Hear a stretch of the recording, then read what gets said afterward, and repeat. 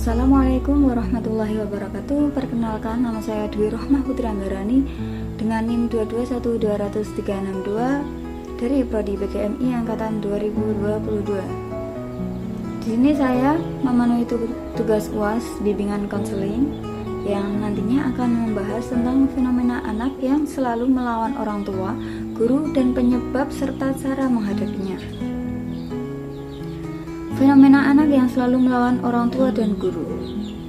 Fenomena anak yang suka melawan orang tua dan guru merupakan tindakan yang merujuk pada perilaku anak yang secara terus-menerus menentang, membantah, atau menolak arahan serta perintah dari orang tua, guru, dan orang dewasa lainnya.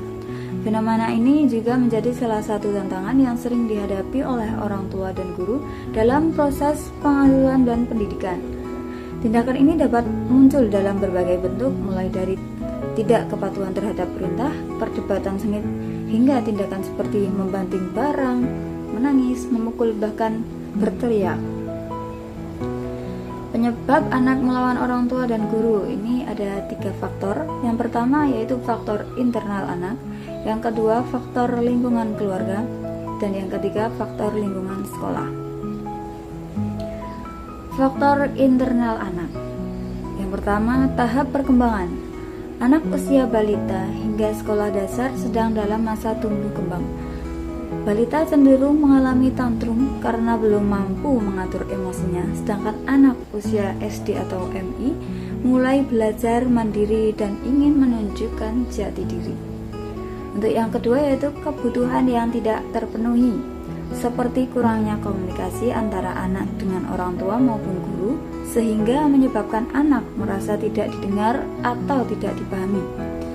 Selanjutnya yang ketiga, keterlibatan dalam lingkungan yang tidak seimbang.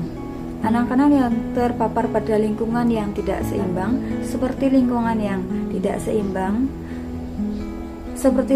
yang terlalu permisif atau terlalu otoriter, dapat menyebabkan mereka menjadi lebih suka melawan. Selanjutnya, yang keempat, masalah di sekolah atau di rumah. Masalah yang di rumah atau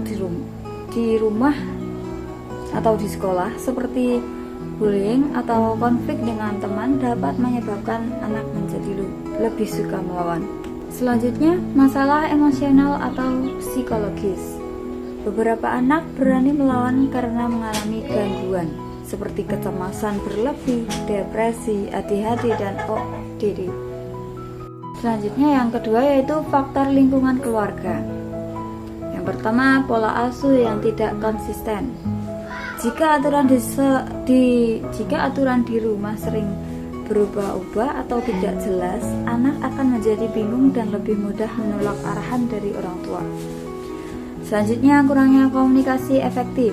Ketika orang tua jarang mendengar atau memahami anak akan merasa tidak dianggap, sehingga anak berani melawan sebagai bentuk protes. Kemudian, orang tua terlalu otoriter atau permisif. Jika orang tua terlalu otoriter atau menekan, semakin lama anak akan memberontak. Dan jika orang tua terlalu permisif atau terlalu membebaskan, anak akan merasa tidak ada aturan yang harus dipatuhi. Selanjutnya, konflik dalam rumah tangga. Anak yang sering menyaksikan pertengkaran orang tua bisa merasa cemas, bingung, dan akhirnya melampiaskan emosinya dengan cara melawan. Kemudian, perbandingan dengan saudara atau teman. Ketika orang tua terlalu membandingkan atau tidak menghargai anak, dapat menyebabkan rasa iri atau marah yang kemudian diekspresikan dengan perilaku membangkang. Yang ketiga yaitu faktor lingkungan sekolah. Ya. Yang pertama, sebelumnya faktor lingkungan sekolah ini sangat mempengaruhi karakter anak. Yang pertama yaitu gaya mengajar yang tidak sesuai. Guru yang terlalu kaku atau kurang memahami karakter anak bisa memicu anak merasa tidak nyaman, lalu menolak aturan dan melawan guru. Jadi sebagai guru kita harus lebih luas, harus bisa memahami karakter siswa atau anak agar anak ini bisa nyaman terhadap guru. Yang kedua, hubungan guru dan siswa yang buruk. Jika anak merasa tidak disukai atau dihukum secara terus-menerus, anak dapat kehilangan rasa hormat dan mulai berani melawan guru. Jadi menurut saya, kita sebagai guru jangan terlalu sering menghukum anak. Kita beri pembelajaran 1 atau 2 kali. Nanti kalau terus menerus, maka siswa akan memberontak. Selanjutnya, tekanan akademik. Beban belajar yang terlalu berat dapat membuat anak stres dan mudah emosi. Kemudian pengaruh teman sebaya, anak bisa terpengaruh oleh teman sebaya yang suka melawan dan menentang guru atau orang tua.